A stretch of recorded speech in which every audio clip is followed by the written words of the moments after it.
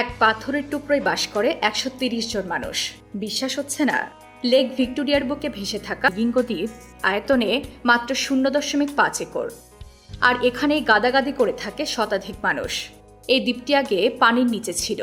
৯০ দশকে ভিক্টোরিয়া হ্রদের পানি নামলে এটি ভেসে ওঠে, আর ১৯৯১ সালে প্রথমবারের মতো কেনিয়ার ২ জেলে পরিবার এখানে বসতি শুরু করে। কিন্তু প্রশ্ন হলো, দ্বীপটিতে এখন এত ভিড় কেন? আর এর উত্তর হলো, এই দ্বীপের চারপাশে আছে নাইল পার্চ মাছের বিশাল ভাণ্ডার। এই মাছ বিক্রি করে চলে হাজার হাজার মানুষের জীবিকা। আর তাই এত ছোট জায়গাতেই ব্যবসা আর মাছ ধরার লড়াই চলছে রোজ। তবে এই দ্বীপের মালিকানা নিয়ে দ্বন্দ্ব রয়েছে, আর এই দ্বন্দ্ব শুধু মানুষে মানুষে নয়, কেনিয়া আর উগান্ডাও এর মালিকানা দাবি করে। এমনকি জেনে অবাক হবেন, ২০০৮-৯ সালে এই দ্বীপ নিয়ে প্রায় যুদ্ধ লেগে যাচ্ছিল। শেষমেশ ২ দেশ মিলে যৌথভাবে দ্বীপটি পরিচালনা করতে রাজি হয়।